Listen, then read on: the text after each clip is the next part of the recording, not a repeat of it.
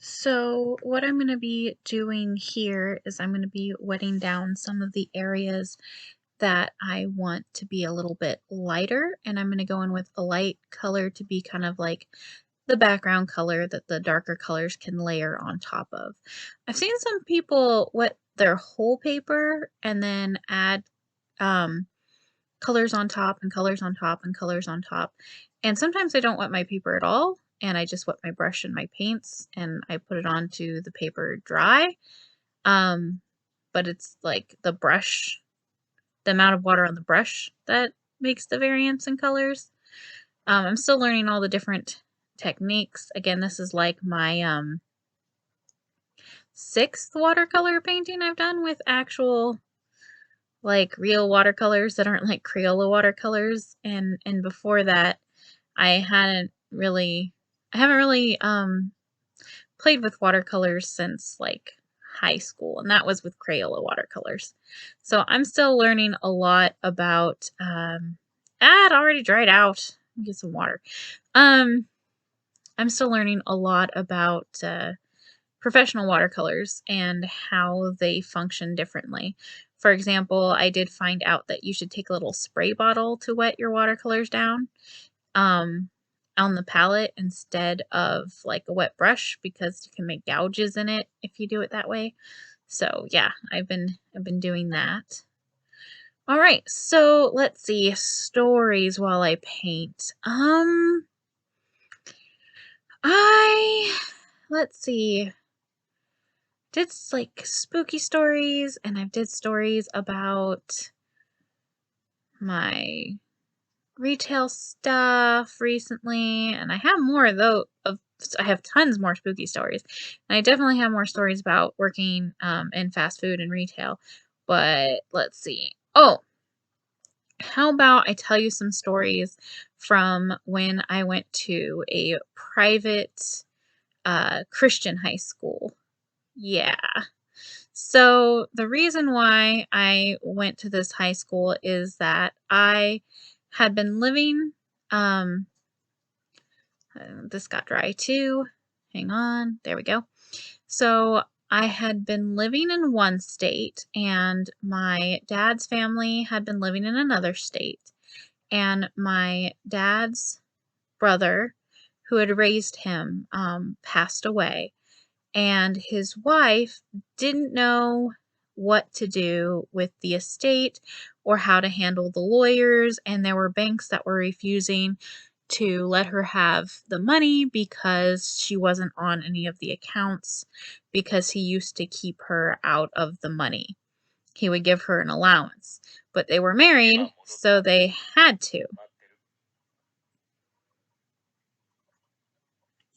Anyway, but I'm going to move my phone. It's doing noises at me. Okay. So my dad, I tried to help her from across the country, and it was not working. And she needed lots of help, and we could see this. There was a lot of things she was going to need to do. It was going to take years and years and years for her to figure out what to do with this money, how to invest it, and she didn't want to get ripped off. So what she decided was she would buy my parents a house, and that was by her house, and that they could move there. And granted, we had lived in trailers up until this point. So that was a good thing, but my parents were worried about my education because the school system in my state that we had currently lived in was a lot better than this in the state of Florida, which is where we would have been going. Um, Florida has one of the worst public school systems. So, and I was in advanced classes in middle school. And so they were really worried about my education slipping. And so she said she would pay for me to go to a private school. And um, this private school would cost about $25,000 a year. to attend, and you had to wear a uniform. And I did not find out till after the agreements were all made that this was a Christian school. Now, it was not a Catholic school, but it was a Christian school specifically. Now, I was with my parents. Ah, dry it out! Okay, now I have a little too much of this dark color, but it's okay. I can spread it around. We can deal with that. I was open with my parents at the time that I was pagan. I've been pagan since I was 13. When I was 10, I started researching religions, and I researched pretty much every religion that I could get my little hands on in every library, and I was a very, very avid reader. I have read pretty much every different doctrine, every religious book by the time I was 13 because I wanted to make an informed decision. And eventually I settled on paganism, focusing on the Norse mythology. And then with a little bit into my Native American roots as well. But because I look mostly white, I don't really feel comfortable doing things with Native religions as they are closed religions, and I am not technically a part of the tribe because we don't have our paperwork. And I get into that in a different video I did. I got into that. I don't even remember which one. But so quick wrap up. My grandma on my maternal side is half Lakota and half Black.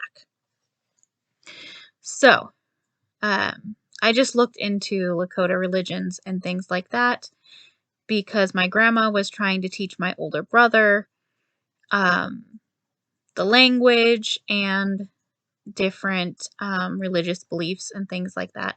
I didn't have any time with her, so I didn't do that. But I also, on my dad's side and my mother's grandfather's side, have Norse roots. So I wanted to look into that because that is not a closed religion and I don't want to mess anything up. I don't want to make anybody mad at me, things like that. So you got to remember also I was 13 at the time.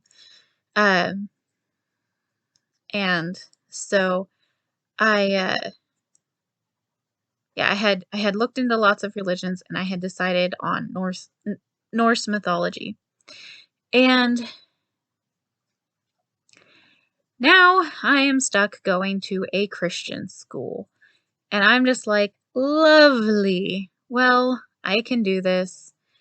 I just don't have to talk about my religion, you know? It's school.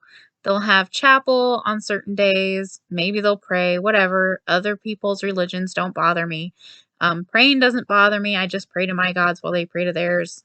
It's not like I don't believe in their God. I kind of believe all gods are real and true because humans make gods, not the other way around. It's just human belief that makes interesting things happen.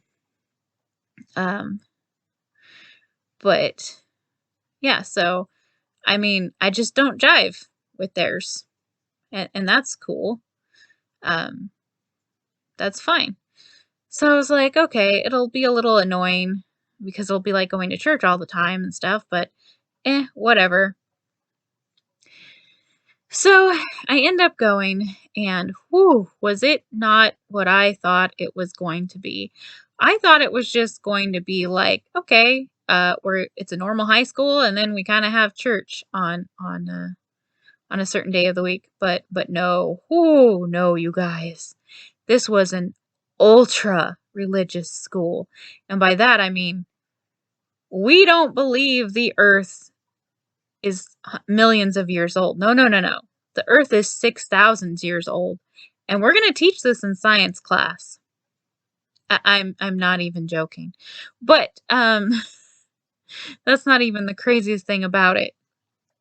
So I only went to this school for so many years because I couldn't take it anymore. And I needed to learn real science. It was getting to the point where it was hard to look things up on my own. But I will tell you some stories from this school, so you will see what I mean, okay?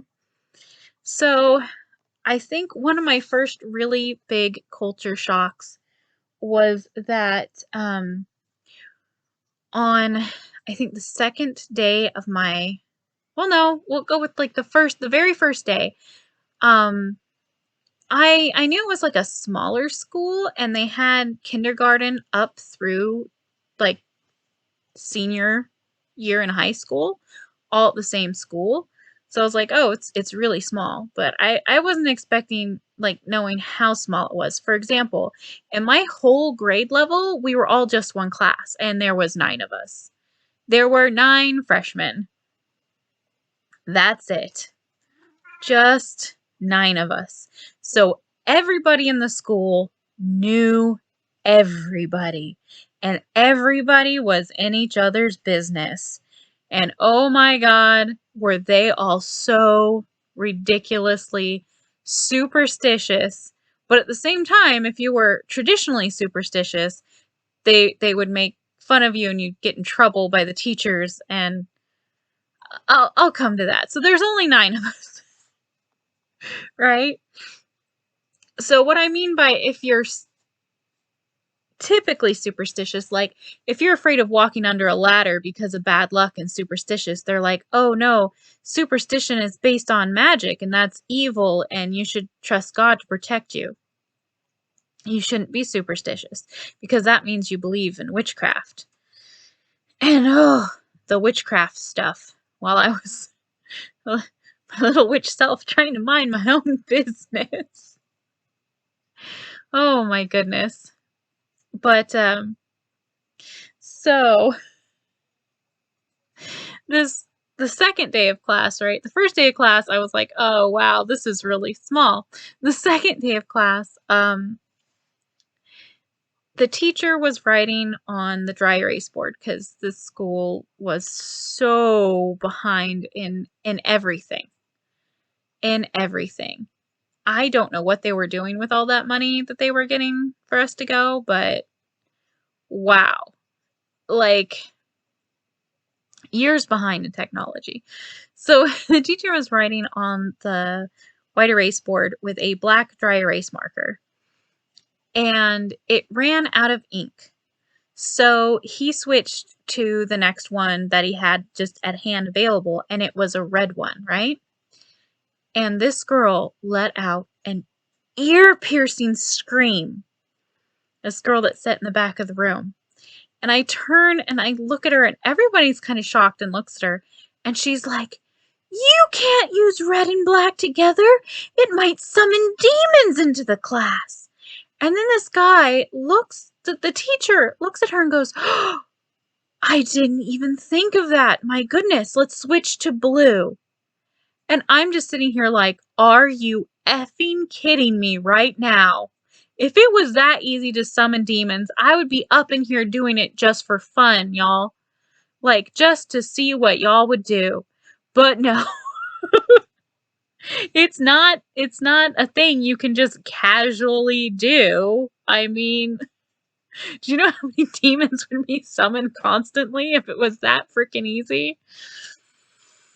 But yeah, that's what I mean by they're extremely superstitious at this school. And that wasn't uncommon because once she said that, everyone started freaking out, and he had to go back and erase everything he had written in red and write it all in blue. And I'm just like, I don't have time for this kind of nonsense.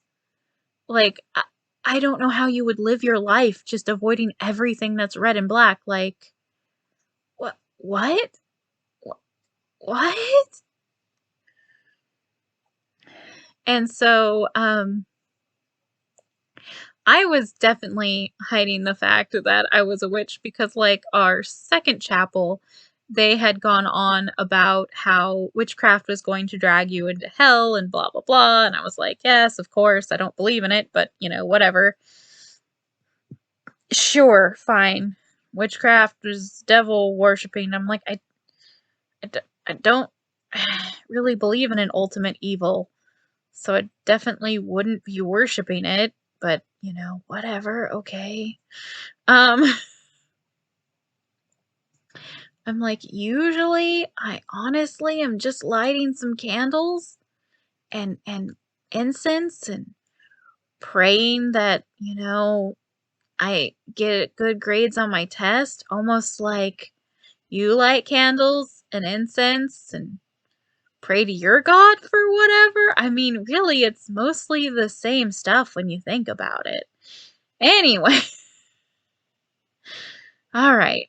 Making the color of dried sage is such a pain in the tuchus sometimes. Oh, and my camera wasn't filming. I had already added a little bit of color to the sage, and it didn't record that. So, but I'm adding a really, really light layer of green, and I'm gonna kind of do different color layers and see if I can't bring the color what I want it to be. My cat is screaming at me. Anyway, so let's see another story from there. Oh yeah, so I was hiding the fact that I was a witch, definitely. I was just like, okay, it doesn't matter. I don't need to discuss this with anyone who's here. And oh, it was too wet. I messed it up. Okay, I'll clean this up later. I'll do my best. So about um I'd say a couple months into my first year there, this boy came to the class, and not my class, but he came to the school, I should say. He was in a different grade level. I think he was a grade or two lower than ours, and he was Jewish. I'm not sure why his parents put him in a Christian school. Maybe it was like the only religious school around, and they just didn't want him to go to the. Yeah, there was way too much water by that one. It's blurring into my stage. I'll get it in a minute. I'll get it in a minute. Just finish what I'm doing. Okay. Um, but yeah, maybe it was the only religious school around and they didn't want him to go to a public school. I don't know. But they sent him to a Christian school. And he was openly Jewish, which you wouldn't think would be that big of a deal at a Christian school. I mean, they're based on the same religion, like the same core religion, and then they just branched off. You know, the Jews are still waiting for their Messiah, and the Christians believe their Messiah was Christ, but at the core, they have the same creator God mythos. And most of the stories are the same, like the creation stories and the Old Testament things. It's pretty similar. Not exactly, but like if you go by what the Christians say, then, Jesus was a Jew when he was born, so it was the starting religion for Christianity. So you would think they'd be able to get along pretty fine, like everything would be fine, right? Oh my gosh. So we had these like handbooks that we used as like our schedules, and it had all the school rules and stuff. Oh, did I do that too much? I never know when I'm doing too much or too little. I will learn. I will learn. If I just keep sucking this up, then it will just be a little layer. So, in the school rules, it said that they didn't discriminate against religions, right? However, you were not allowed to wear any kind of religious jewelry unless it was a cross or like the Jesus fish thing, something Christian. Some Catholic symbols were also allowed, but you couldn't wear yin-yangs, you couldn't wear peace signs, you couldn't wear pentagrams, you couldn't wear Star of David, You couldn't wear anything like that. So he got sent to the principal's office for wearing a Star of David. And the counselor there, who was also the Bible teacher, yes, we had a class that was Bible class, which I learned a lot of interesting things about the Bible. Maybe I'll share some with you guys. But anyway, okay, they have heard you. Now can I continue? You're quiet all day until I start recording. Okay, thank you. So I was in the office, and I see him in the office like another day, and I struck up a quick conversation with him. And it turns out that since he got sent to the office for wearing the Star of David, and the counselor found out that he was Jewish because I guess she didn't know, I'm going to add some more color to the wings here to give some like shadow and definition. She had been calling him into the office every single day to try to convert him into Christianity. Like, can you imagine that? Just like, this boy is just trying to live his life, and just, he can't even be in his classes because she keeps pulling him out of class to talk to him for 2 hours every day to try to convert him into Christianity.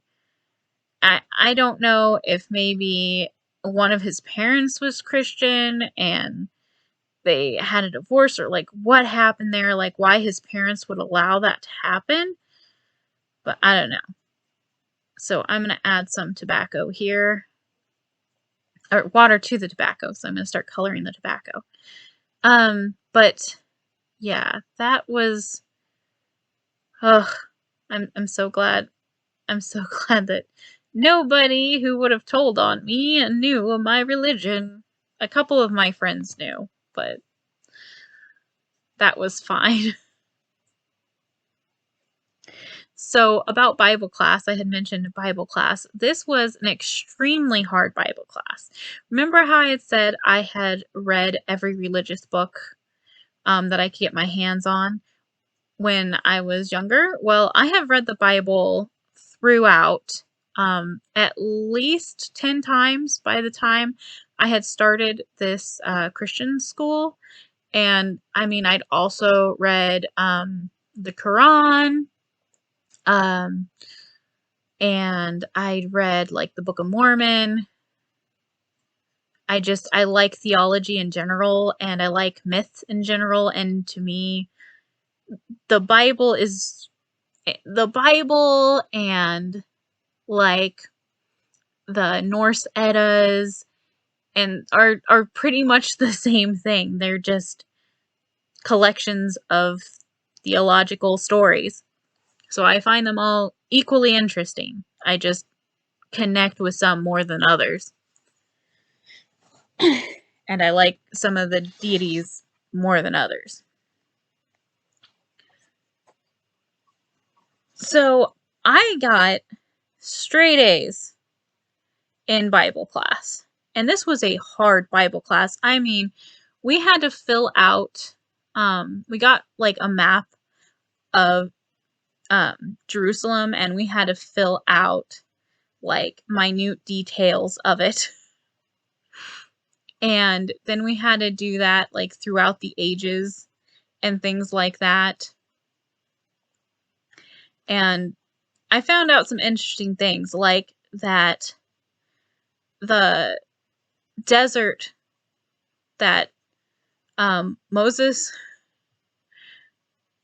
got lost in for 40 years is a very small desert that most people could walk through in a few weeks.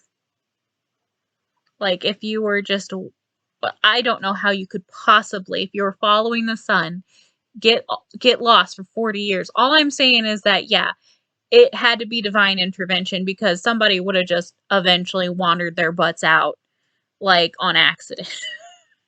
But,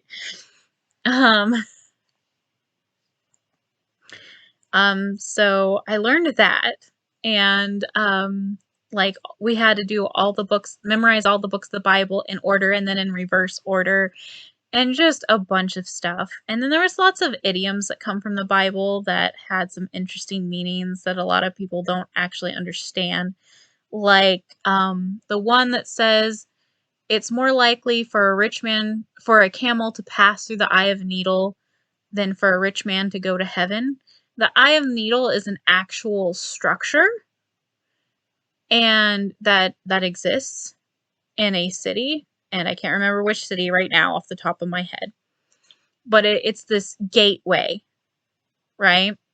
And it's a skinny gateway, and you would have to take the packages and things off of your camel, and for it to pass through.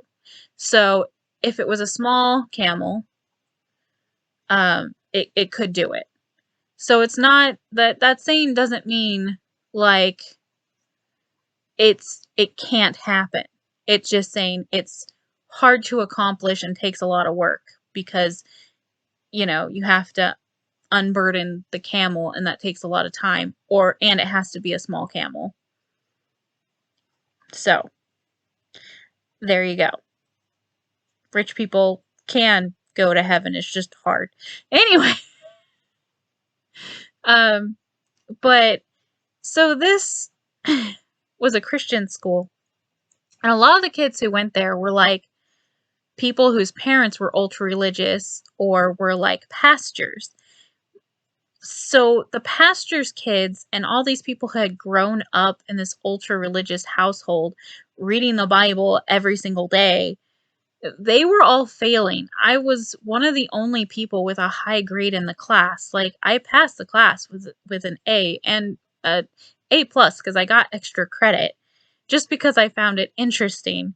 And I just thought it was the most hilarious thing that the little pagan girl was passing the class with an A plus. Meanwhile, the pastor's kid over there is failing. And it was just the most hilarious thing to me. And in some of the classes were taught by like people who weren't qualified. Like, for example, we had a science class that was taught by like a pastor and not by anybody who had ever gotten any kind of teaching degree. And we would start stuff, or rather, I had some friends who would start stuff, but they would ask me for stuff to start discussions with to kind of derail the class because it would get super boring. So, for example, science and history class were kind of taught around the base that the Bible was the source of history and science, and that's where you had to look for those things. So they also said things that like the Bible never contradicts itself and it's absolutely perfect in every way. And so I would go looking for contradictions, and then I'd show up to class and my friend would be like, "Hey, what contradiction did you find today?" And I'd be like, "Well, on page this, in this book of the Bible, this verse, and then in this book of the Bible, in this verse, it says this." Like, for example, the creation story of how the 7 days went is different in Genesis and in the next book of the Bible, which I can't remember off the top of my head right now because it's been a while since I read the Bible. Because, I mean, I'm going to be honest, I kind of got Bibled out. But there are two books back to back. There's Genesis and then the next book of the Bible, and they both talk about the creation story and how the 7 days went. And one of them says something like this day water was created, this day earth was created, this day the animals were created. And the other one has a different order of how things were created. So that right there is like the very first contradiction. And it makes sense. The book has been edited, heavily edited over time by whoever was in power. And it's documented that different kings would leave certain books out or add certain book things to it, or change words to help them stay in power and things like that. And it's like this book has been passed from man to man, and even by their book's own teachings, man is corruptible and is going to want all the power they can have. So, of course, man is going to change the words in this book that have so much influence. But that's not what the people at my school wanted to hear. The people at my school said it was perfect and never changing. And God wrote the Bible, not man. And it could never be changed. Which is weird because they have several different editions of the Bible in which some meanings are slightly changed. But that I read at that school, like, that's what I mean. And this isn't like to bring Christians down or anything like that. My husband is Christian. I'm not bringing people down. And that's not like an excuse being all like, but I know a Christian, so I'm not being derogatory. I just mean there is within any group, there are people who take things to extremes to the point that they can't see their own failings and believe that everyone has to believe what they believe. And it was kind of like that.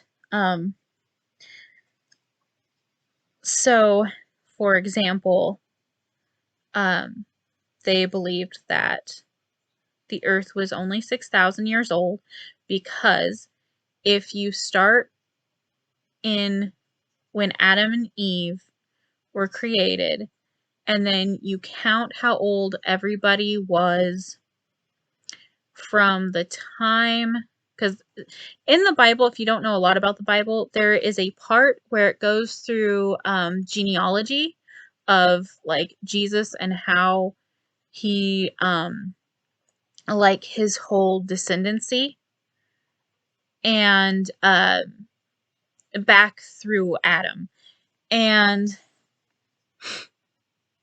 they count like how many years people lived and stuff like that to, from Adam up until Jesus was born. And we know that's a set point because of the AD and BC type of a thing. And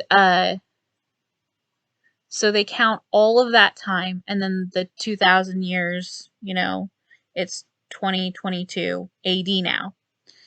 So, and it's roughly about 6,000 years.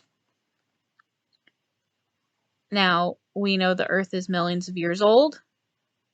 They don't believe that. They have various reasons why they don't believe that. They believe that the book is what it is. And there's, different beliefs in that too. Some of them say that like the seven days stood for periods of time and weren't actual days. Like it could have been 7 periods of billions of years. And then just humans have only been around for 6,000 years. But we know through carbon dating and things that that's not the case. We've been around much longer than that. But that is, that's what I was taught in science class at this school is what I'm saying. And then there was dinosaurs.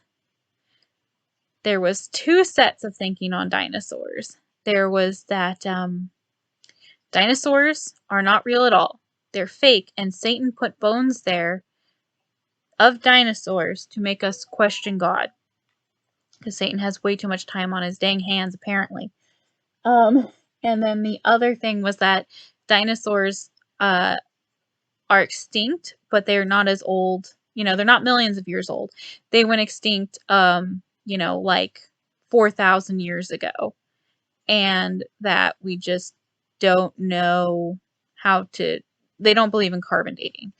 And that humans and dinosaurs walked the earth together.